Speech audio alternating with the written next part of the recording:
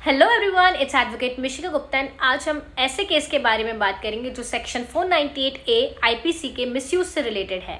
Yes, I am talking about the case Anish Kumar versus state of Bihar 2014। सो चलिए इस case को शुरू करते हैं। ये लैंडमार्क केस है जिसमें सुप्रीम कोर्ट ने पुलिस सेक्शन 41 ऑफ सीआरपीसी के अंडर अपने पावर का इस्तेमाल करने के लिए डायरेक्शंस दिए। इस केस में सुप्रीम कोर्ट ने ये एडजस्ट किया कि पुलिस ऑफिसर्स को सेक्शन 498A ऑफ आईपीसी के तहत बिना वारंट के अरेस्ट करने का पावर है या नहीं।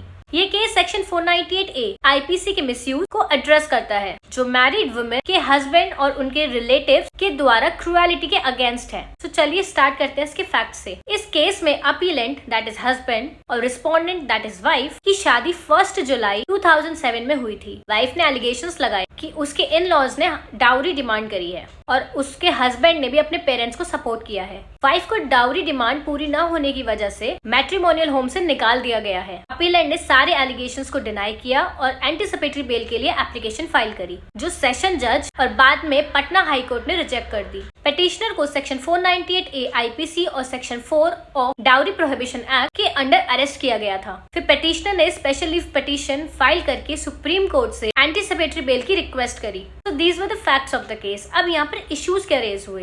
पहला, क्या पुलिस ऑफिसर एक बस एलिगेशन पर बिना इन्वेस्टिगेशन पर किसी को अरेस्ट कर सकती है अगर नॉन बेलेबल और कॉग्निजेंस ऑफेंस का चार्ज हो। अगर सेक्शन 498A आईपीसी को गलत तरीके से यूज किया जा रहा हो तो उस सिचुएशन में अक्यूज्ड के पास क्या रेमेडीज हैं। तो दीज वर 3 इश्यूज जो यहाँ पर रेज किए गए। सो यहाँ पर ऑनरेबल सुप्रीम कोर्ट का क्या ऑब्जर्वेशन था। सुप्रीम कोर्ट ने सेक्शन 498A आईपीसी के मिसयूज को डिस्कस किया जहाँ पुलिस सिर्फ एलिगेशंस के बेसिस पर बिना कोई प्रूफ के अरेस्ट कर लेती है। फर्स्ट इश्यू पर सुप्रीम कोर्ट ने ये बोला कि अरेस्ट रूटीन मैनर में नहीं हो सकती। पुलिस को अरेस्ट करने से पहले इन्वेस्टिगेशन करनी होगी और रीजनेबल सेटिस्फैक्शन के बाद ही अरेस्ट करना होगा। कोर्ट ने हाई कोर्ट के एंटीसिपेटरी बेल रिजेक्ट करने का डिसीजन पलट दिया और अपीलेंट को बेल दिया। सुप्रीम कोर्ट ने मैंडेटरी डायरेक्शन दिए जो पुलिस को अरेस्ट से पहले फॉलो करनी होगी ताकि अननेसेसरी अरेस्ट ना हो। सो अब यहाँ पर क्या क्या डायरेक्शंस मिली by honourable Supreme Court. First, state government को अपने पुलिस ऑफिसर्स को